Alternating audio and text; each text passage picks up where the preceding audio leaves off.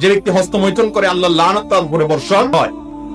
যদি হাদিসের সনদ নিয়ে অনেক মুহাদ্দিসগণ আপত্তি তুলেছেন, কিন্তু এই ব্যাপারে পৃথিবীতে কোনো আলেমের দ্বিমত নাই যে হস্তমৈথুন করা একটা হারাম কাজ, একটা হারাম। এটা দুনিয়ার জন্য যেমন ধ্বংস, আখিরাতের জন্য ধ্বংস অনিবার্য।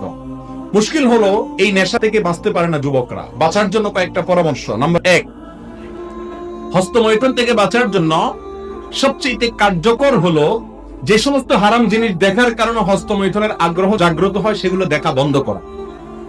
সেগুলো দেখা বন্ধ করা। এগুলো আপনার আখিরাতকে ধ্বংস করবে, আপনার দুনিয়াকে ধ্বংস করবে।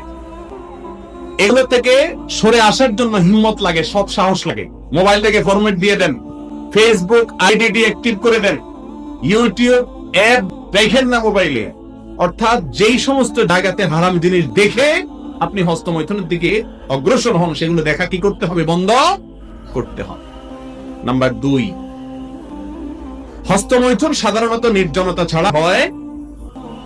যথাসম্ভব নির্জনতা অ্যাভয়েড করতে হবে। যথাসম্ভব নির্জনতা কি করতে হবে? যাতে একাকী রুমে না থাকেন, কোন একজন বন্ধু যেন থাকে, কোন একজন মানুষ যেন থাকে। একা একা যথাসম্ভব থাকবেন না। রুমে থাকলে দরজা কখনো আটকাবেন না। এক কথা, নির্জনতাকে এড়াইয়া চলবেন। এগুলো নিজেকে সংশোধন করার জন্য সংগ্রাম। নাম্বার 3, আল্লাহর কাছে একটু মনে মনে দোয়া করবেন নামাজের পরে, আল্লাহ আমার ক্ষমতা না নিজেকে নিয়ন্ত্রণ করা। আল্লাহুম্মা আতি নাফসি তাকওয়াহা ওয়া যাক্কিহা ওয়া আনতা খায়রু মান যাক্কাহা।